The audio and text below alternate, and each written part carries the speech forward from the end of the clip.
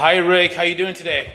I'm doing great, Al. How about yourself? Very good. Welcome. I really appreciate it that you had time to join us. I've been wanting to speak to you since last year. I know you've been busy, so I appreciate your time. Oh, my pleasure. Happy to be here. If you don't mind introducing yourself for our audience, who you are, what do you do, where you work, that would be wonderful. Yeah, absolutely. So I'm Rick Wilson. I'm CEO of Miva. Miva is an e-commerce software platform. We are a mid-market competitor to Shopify that focuses on large catalogs for D2C as well as B2B and doing the same in one site. But probably more interestingly is I've been doing e-commerce platforms for 29 years. And so it's really been, our story is a very unique story in the e-commerce space. I don't think we can spend a lot of time on it today, but I've seen thus far every evolution. So from downloadable e-commerce software to Web 2 SaaS software to the mobile revolution, and now we're in the middle of the AI revolution. So it's fascinating to watch all this evolve over time. Yeah, I remember those downloadable e-commerce software. I built my first e-commerce site using these guys called Xcart back Oh yeah, way back in the days in PHP, and that's where I learned SEO. Up to that point, I was a web developer. This is like early 2000s.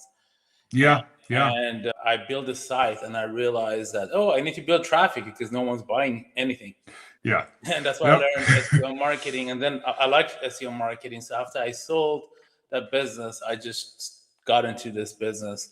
So let's talk about e-commerce, state of e-commerce in like you just mentioned, AI. Things have changed a lot. What is the state of e-commerce as of today, January 16th, 2026? So e-commerce right now, I would say, is thriving. Like, it's growing significantly. It's not, what happened was e-commerce kind of clipped along growing at 5, 6, 7% a year after the initial like skyrocket of it. Amazon has stabilized at about 39% of online sales. I'm talking within the US here. So within the US, Amazon's 39% of sales, and the other marketplaces total are like 11 or 15%. And then everything else is directly from an independent website. TikTok Shop has been the one new introduction that has changed. TikTok Shop went from not existing 2 years ago or so, now having more GMV than eBay, which is really an astronomical explosion of a rise, right? It's just incredible. Now, TikTok Shop's not the best way to sell every product. It's for certain types of products, influencer-led products. But the state of e-commerce is it's still the best way to have a direct brand relationship for a consumer. It's fine. You go to Amazon, you buy it. Amazon is the easiest way to buy something where you know what you're expecting and you want it fast and you want an easy returns policy. Amazon wins on convenience in almost every way. And of course, independent brands spend a lot of time and effort trying to be as close to Amazon as possible as far as that goes. But really, what a consumer gets from dealing directly with an independent brand, or just a brand, it doesn't have to be independent, it could be part of a big company or a small company, is they get a relationship with the brand. They get more information, they get better specials, they get some community to the extent the product needs community. And you just don't get those things from Amazon. And so the state of e-commerce is great. We saw GMV over Black Friday, GMV being gross merchant volume or sales from our customers, was up about 7% Black Friday to Cyber Monday, relative to, I think Adobe said the overall market was up 3%. We also saw something interesting, that this is probably an economic sign, but I wouldn't read too much into it. I don't think we have enough data from our side to do this, but there was a huge surge of sales the last week of shipping. We saw bigger sales the 4 days before the shipping deadline than we did over Black Friday, Cyber Monday. So it was really an interesting holiday season.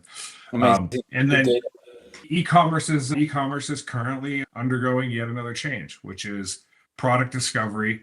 This obviously impacts your world. Product discovery has largely been Google, Amazon for the last decade, and maybe more than a decade, maybe 15 years. It's been you either go to Amazon or you go to Google. And in both places, I would argue as a consumer, the experience has gotten worse due to the rise of maximizing the monetization of ads. Yeah. And so what you're seeing from consumers is they're now moving to LLMs for product discovery. I don't have a crystal ball, but I'm going to tell you, and I don't know how long it'll take, but there'll be some point, if we're talking about this stuff in 5 or 10 years, that LLMs have made the same mistake that Google and Amazon made, and they've ruined their outputs with ads as well. And there will be some other way to do product discovery, because there's always a cat and mouse game between consumers who just want information and marketers who want to sell them ads. And so there's this push-pull in the market. So you're seeing a reshuffling of product discovery to LLMs right now. Amazing. Thank you. Yeah, I agree with you. I was looking for some walking shoes the other day on Google, old school Google, and I just couldn't stand the search. I was like, whoa, what is this? It was just things all over the place. And I'm like, okay, I actually went on Perplexity and I looked toward on Perplexity, and Perplexity actually gave me a list of 5 or 6 different, and I said I want white feet, whatever. And then it gave me a list, and then actually some of them you could actually buy in Perplexity. So that's actually quite fascinating, and I think that's how LLMs can make money without really making the user experience terrible with ads. Yeah, and that's what we're seeing. So in the last 60 days, and I think so. Obviously, there's this. If you're a geek like Alan, and I mean that as a compliment to both of us, but if you're a geek like Alan and I in the e-commerce space, there's all this talk of agentic checkout, right? Agents are going to do all my shopping.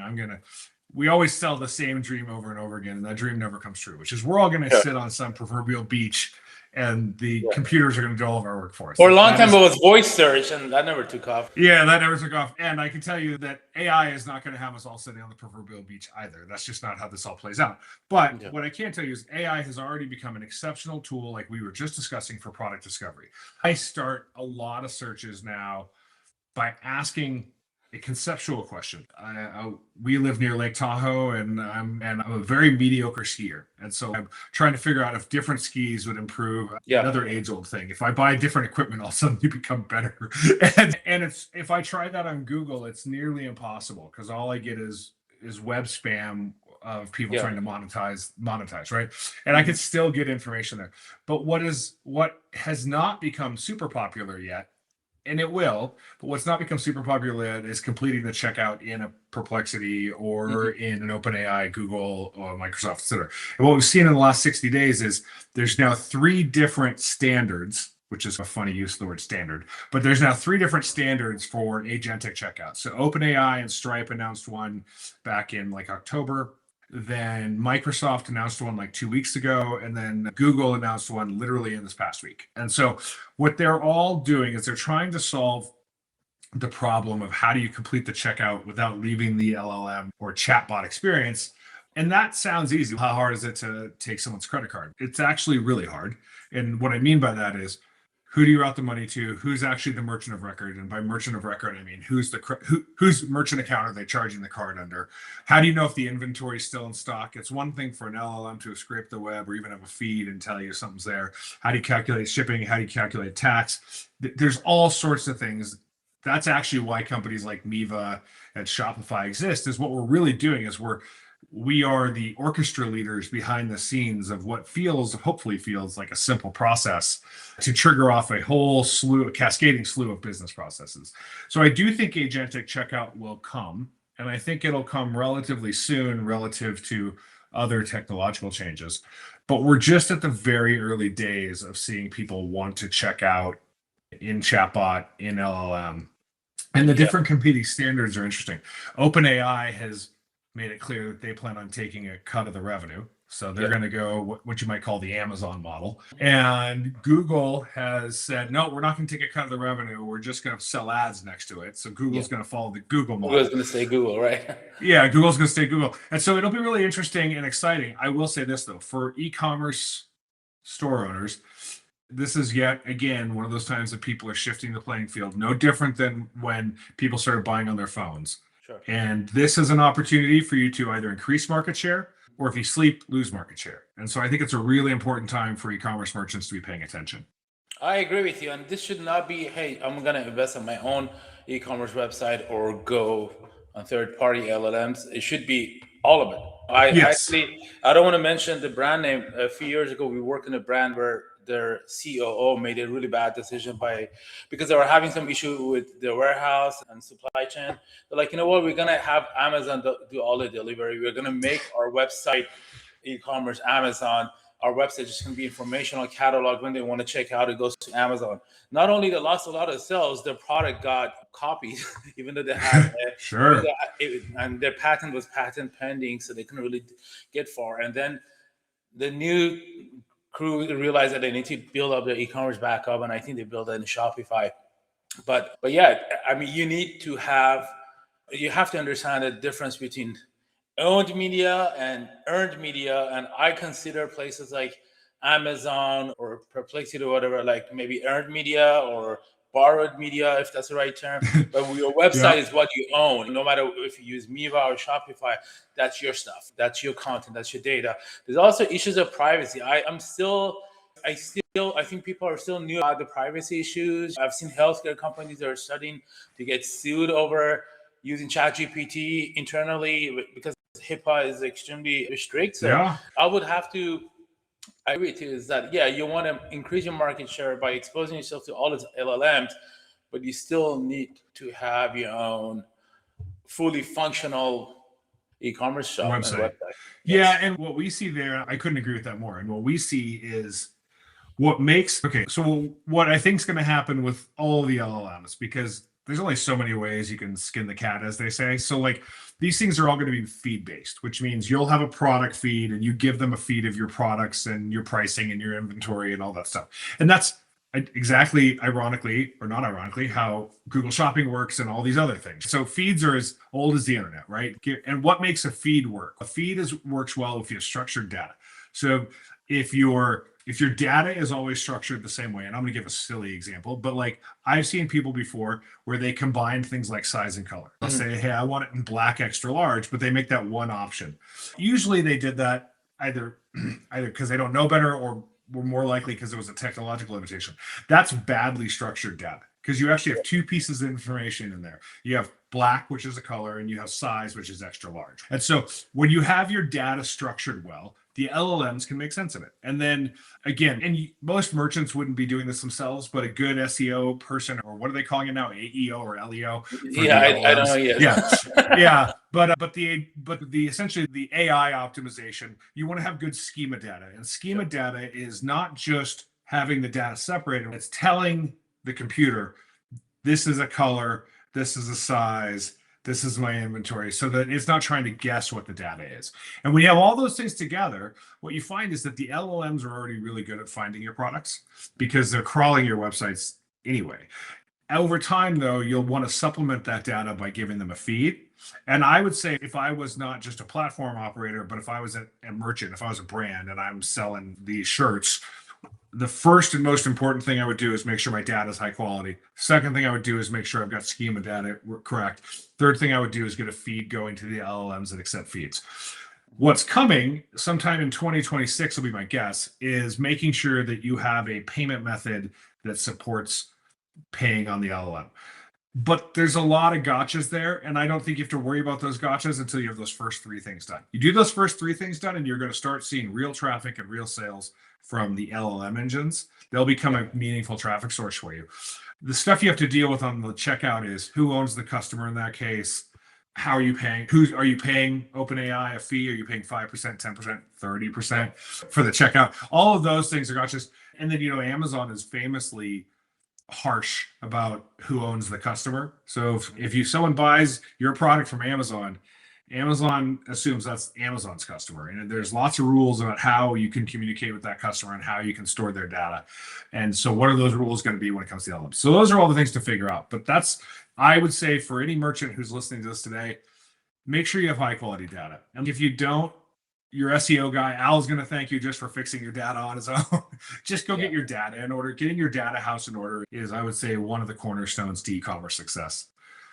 Great points. And that's what I meant really by owned media versus earned media. There's a lot of red tape when it comes to third-party partners, and even if you're making sales there, there's a lot of limitations. So, but if you're actually operating on your own website, that's the main place. Obviously, you own the data. One thing I wanted to add that I've seen add a lot of visibility to local businesses, and I assume that's also with e-commerce, and I would like to hear your opinion about that, is product reviews. I think for a long time, marketers didn't really like product reviews and ratings, took a backseat. And now I think, as part of our strategy, review generation should be part of our strategy to have a better LLM visibility and outcome. What do you think? Oh, I totally agree with that. And I would say it's a combination of things, right? So first is get reviews. That's also user-generated content, and user-generated content's as important as ever. Get authentic reviews. So, like, if all your reviews read like an AI wrote them and they're all 5 stars, the AI will pick that up. And so they have guardrails around that kind of stuff. That doesn't mean they'll pick it up perfectly. That doesn't mean you can't game these systems in the short run. You can game anything in the short run. But if you're trying to build a business that you want to have around for an extended period of time, just deliver a high quality product and service to your customers and then ask them for a thoughtful review. And that is one of the best things you can do. We see that on independent websites. You definitely see that feeding the data to the LLMs, because the LLMs are, at the end of the day, they might, LLMs more than any other computer feel human, but they're not. And they're not human. They're not a little human. They are a series of largely Python scripts reading an incredibly large data set quickly. And the engineering behind it's fantastic. But it's still a computer trying to figure out truth signals. And good reviews is how you're going to solve that problem. There's a quote that I got from a MIT extension course professor that I took over summer. He called the results from LLM statistical lottery. So that's basically what it is. It's true. And for humans, it's nearly impossible to get your head around this idea that it's picking the right next word. But it is statistics at a mind-bending level. We recently released AI search and product discovery for on-site. So this is to promote products and help do search results on your actual website. And the model we're using has something like 1,547 dimensions. And we as humans, most humans only can really think about 3 dimensions. And if you can really get your head around time, it's 4. And the rest of them are just mathematical concepts. And so we can't conceptualize. I can conceptualize going this and this and this. Okay, I got my 3 times passing. That's my 4th. But what does 1,500 dimensions mean? What it really means is it's relational space for 2 words that could be in different languages, different slang, and they mean the same thing. And it's putting them near each other. And it's the statistics of that cause LLMs to work. And so it is a bit mind-bending, and it feels like magic, which is good.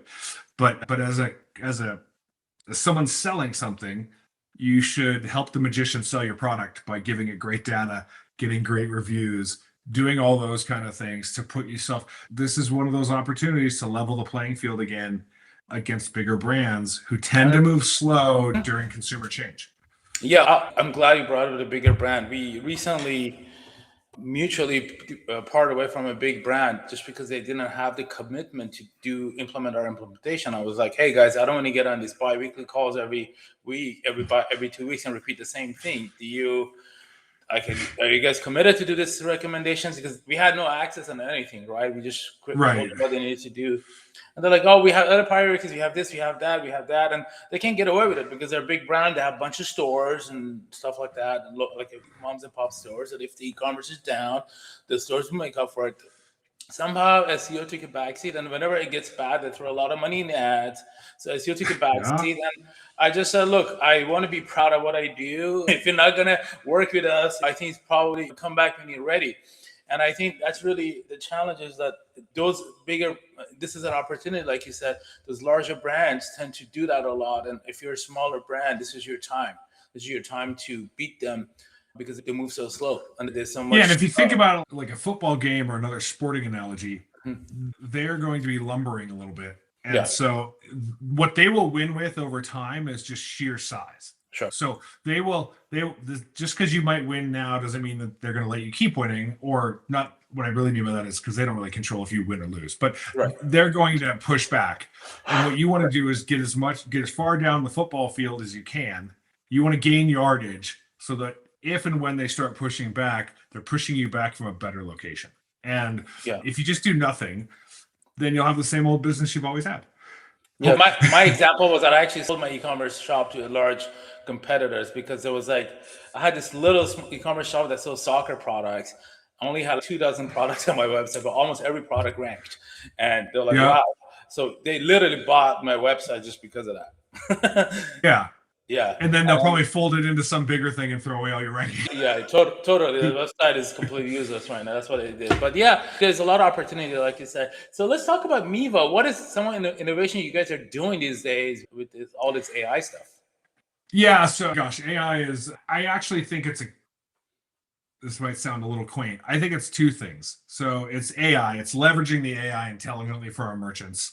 And there's multiple touch points for that. So what does an e-commerce merchant, if you're selling soccer gear, what does an e-commerce merchant need to benefit? Okay, so one is getting some traffic from the LLMs. That's an obvious one, right?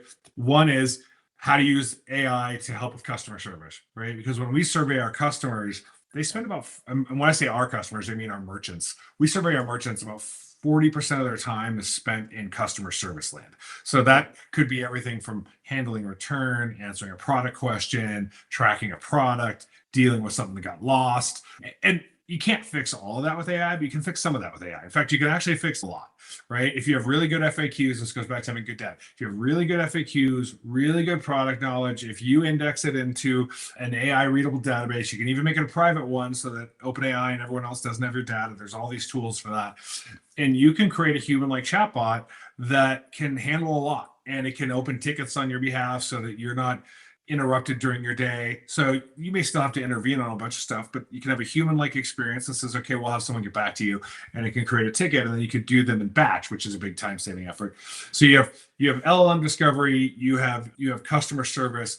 Then the next thing was the one I just referenced, which is on-site AI recommendations. On-site search is still an incredibly important thing. Yeah. Traditional search. By traditional search, and what I mean is MySQL or relational database search, and that's still the stock search on an everyday website. I don't mean on Amazon or a huge brand, but if you just downloaded Xcart today, which is still out there, if you download Xcart and install it, you're going to get traditional search or relational search.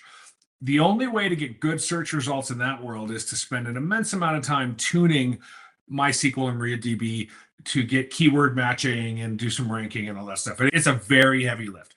Then the next option is to go pay for a third-party search product. So like they just changed the name of search for all of them, but it's like Athens or something. Athens Commerce now, or Algolia, or HawkSearch. You can go buy one of these things. And these things are all based, at the end of the day, on traditional Elasticsearch technology. And so that whole technology is what originally was known as big data. So that's what helped Google and everyone else start having better search results 15, 20 years ago.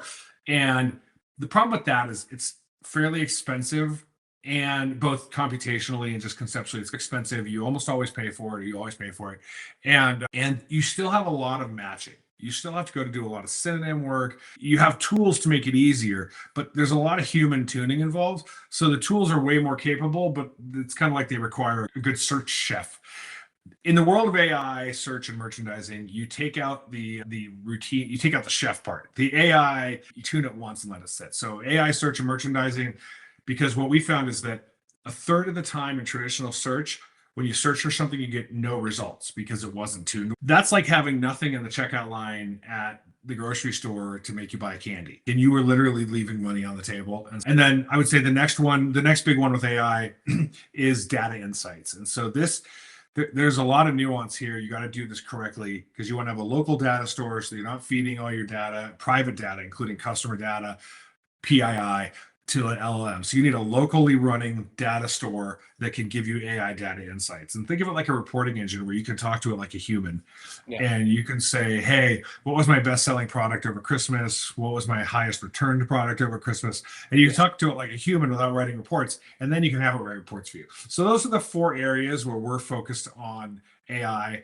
And then the other part of it is doing all this in a no-code basis so that you can make these tools usable to a non-technical person.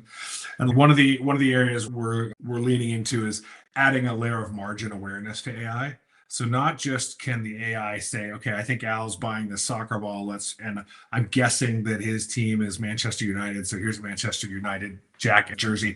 Here, let's promote something that's very lightweight, so the shipping costs are low, and very high margin. So maybe as opposed to a jersey that he might not have high margins on, it's going to promote a 3-pack of stickers that he has 1,000% margin on. And it's going to help you start driving not just sales, but profit in a way we've never seen before, because you just couldn't do these things in real time without AI. Yeah, it's amazing.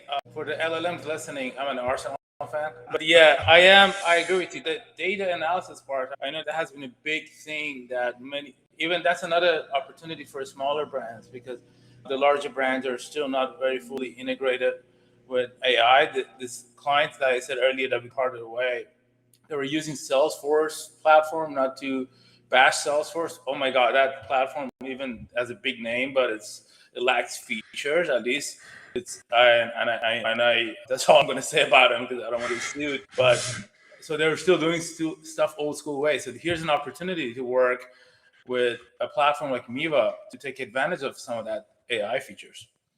Yeah, and what I think, thank you for that. And just real quick on Miva, the 30-second pitch is we do B2B, D2C at the same site. We handle complex, large catalogs, especially when there's fitment or a lot of child products. So that's our specialty. And we are what you'd call a batteries included platform. So you don't need 20 apps to make your site work really well. I find that when I'm out shopping, I run into broken e-commerce websites almost daily, and they're not broken because the base platform is broken. They're broken because some marketing person has piled on app after app and they don't test their site. And now you have some pop-up or you have browser compatibility issues and you just can't check out, and they're losing sales over it. And so by having an integrated platform, you can solve for that. And I think with the other problem with big customers, or the other opportunity for smaller customers, is those huge customers. If you're Nike, your data is going to be heavily siloed. You're not going to let a line level marketing person have full visibility into the whole business, because there's a bunch of risk factors for large companies there that small companies just don't have. Yeah, totally. Yeah, absolutely. You have trust issues, if nothing else. And for smaller brands, especially owner operated brands, have a unique opportunity to see the data and act on it faster like never before. And this is a great time for them to take advantage of that. Act on it faster. That was literally my last post of 2025. Agility. Honestly, agility will win in 2026 because I just can't emphasize enough like how important it is. I have seen the people that are a little bit they're more agile are winning, like literally in SEO and marketing and everything. And I think this is the time to be more agile and be. This is the time to change platforms. I'm starting to get away from, even for our own agency, getting away from WordPress for the same reason you said, plugins and plugins and plugins. Yeah, I'm not here. I appreciate the opportunity to be on a podcast, so I'm not here to trash my competitors. But WordPress makes up a third of the web, so I'm not. WordPress is a very powerful thing, but your average WooCommerce site is a usability and security nightmare, and people think it's free. And they're really, it's not free when you're losing sales. It's not free when you get hacked. And that's just, people tend to take a short view on their cost and ROI analysis in our space. And you're right. If you have the ability to be agile in this market, you could launch a never heard of brand on Amazon, build up a following, go independent. There are so many things you can do in this day and age that were impossible when we started in e-commerce. Yeah. Oh my God, I'm so excited again. I feel everybody's telling me, "Are you afraid of AI?" I'm like, no. I had some concerns, just like anybody else, but I'm alive again because I coded in 1999, and I used to work at Experian. I was like fresh off of college in 2002, I believe. I would launch the Visual Studio software. I would go to the break room, get coffee, come back. It was still loading. Yeah, I would pull all my hair, like, and same thing with when I was installing. Not Xcard, like 4.0, I think. I don't know what version it was, one of the earlier versions. Like, it's so much work. It was a good platform for the time. It was very, they were smart people. But now things are a lot easier. You can move a lot faster. You can actually focus more on the business rather than just being a geek. And that's, I would say, one of the things we hear from our clients all the time. I just want to sell X. I want to sell auto parts, or I want to sell this or that. And we have a client who sells handmade statues from overseas. And he's like, I just want to travel, buy statues, and sell them. Yeah. I don't want to be thinking about this stuff. And he's right. And the thing is, it really is, the technology is moving at an incredible pace. And this is a kind of a minor AI thing that merchants may not be thinking about. So we're getting ready to launch a giveaway thing at trade shows for the next month. And unless you're going to see us at one of these trade shows, this won't matter to you. But historically, think about this. Okay, you could either do it one of two ways. You could just do it and not care about the law, or you can go hire an attorney to work up a sweepstakes or agreement. And so even if you did it agile in the past, you wouldn't spend $1,000, $2,000 on an attorney, and you're dotting your I's and crossing your T's, and it probably took you 30 or 40 hours of work. We don't normally do this. So this is a new thing for us. So me and ChatGPT yesterday got everything written in 5 minutes, and then I sent it to our council to get a thumbs up, right? And so what would have been a 40-hour, $2,000 process was now a 30-minute, $100 process, if that. And those are the kind of changes that really is a mind shift for merchants. And you got to think about all the ways you can leverage these changes, get out of your own way, and let the machine help you. Amazing.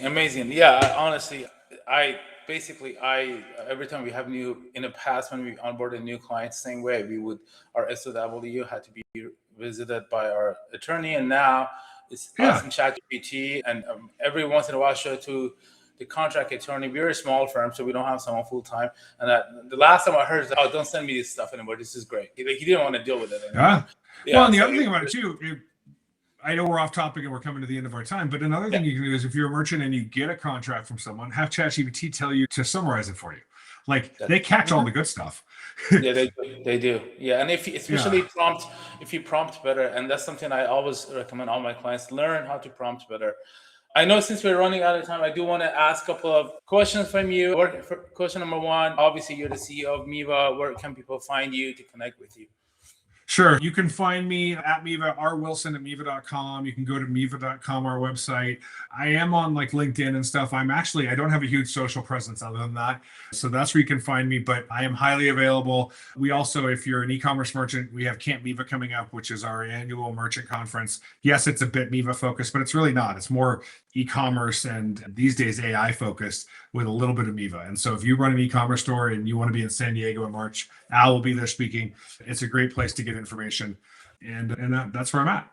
It was great last year, and I know it's going to be even better this year. Yeah. Great. Thank you for that. And thank you for the opportunity to speak there. You say you live close to Lake Tahoe. Love that place. You said you ski a little bit. Do you snowmobile? Yeah, snowmobile or snowboard? I do not snowboard. Snowboard and snowmobile, yeah. So I do not snowboard. I tried once and I went right back to skiing. Yeah, same here. I think at my age, it was the right thing to stick with skiing. Same here. Skiing makes sense in my brain. Snowboarding is a different switch that I don't have. I have snowmobiled a few times. It is really fun. It is one of those surprisingly fun things to do. It's amazing. Yeah. And so there's a place in Lake Tahoe near North Star called Brockway Summit. And if you're ever in Tahoe and want to go snowboard or snowmobiling, I would highly recommend booking there. And they take you on kind of in the backcountry of. Oh my God. I believe fantastic. That's the place I went. The one time I did that, and it was magical. Yeah. You guys had just got a ton of snow. It was just you going through the wild. And you're out in the wild. It was amazing. It was You're amazing. like a mile from people, but you wouldn't know. You wouldn't know. We saw the lake all over from the top. It was amazing. Yeah. I missed it. I've been wanting to go back. Yeah. I know you have to go. I really appreciate your time. I thank you for your insight and good luck to you and Miva. And I'll see you in March. In March, yes. Yeah, always a pleasure, Al. I look forward to doing it again. Appreciate it. Thanks. Take care. Have a good one. Bye-bye. I don't know. Sweet. I don't know how to stop, but thanks That's again. Okay. Sorry. You'll edit out the end. Yeah, I'm going to edit the end. Yeah, thank you for your time. Appreciate it. Sorry I was late. I apologize. Oh, that's fine. I'll see you soon. All right. Bye. Bye.